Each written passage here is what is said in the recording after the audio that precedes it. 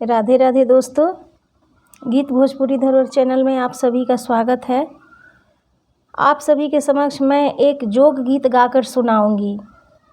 हमारे तरफ बिहार में लड़की के शादी में ये जोग गाया जाता है,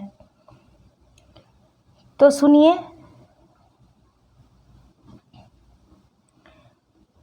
कुस के चटैया बिनावाए सुंदरा दुल्हा, बिनावाए सुंदरा दुल्हा, ले चला सहारा बाजार शहर पटना में, ले चला सहारा बाजार शहर पटना में।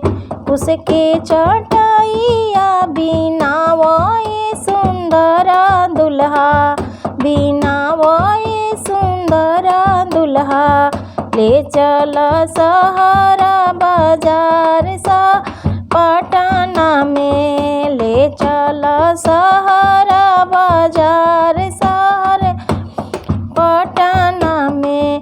ओही शहर पटना में मम्मी जोगिनिया बाड़ी, ओही शहर पटना में अम्मा जोगिनिया बाड़ी, चाची जोगिनिया बाड़ी।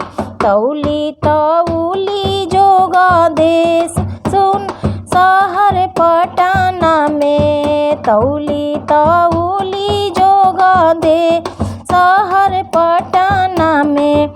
पहिले तू अइता दुल्हा सब जोगा ले जैता, सब जोगा ले जैता।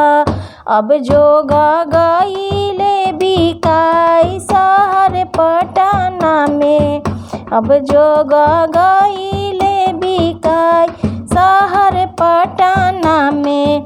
बांस के डलियावा बिनावाए सुंदरा दुल्हा, बिनावाए सुंदरा दुल्हा, ले चला दिल्ली बाजार दिल्ली शहर में, ले चला दिल्ली बाजार दिल्ली शहर में। ओही दिल्ली शहर में भाभी जोगिनिया बाड़ी, ओही दिल्ली शहर में फुआ जोगिनिया बाड़ी, दीदी जोगिनिया बाड़ी।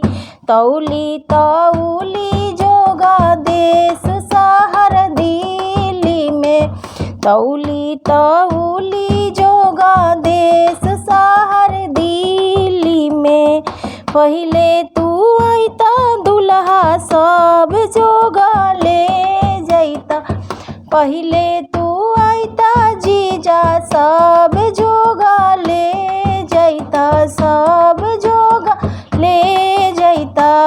अब जोगा गईले बिकाई शहर दिल्ली में, अब जोगा गईले बिकाई दिल्ली शहर में।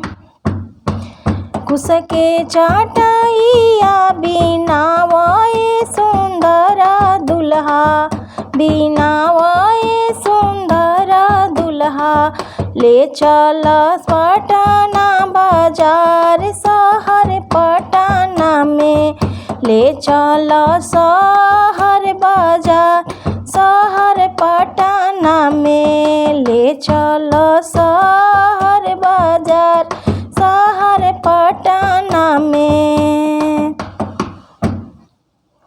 धन्यवाद।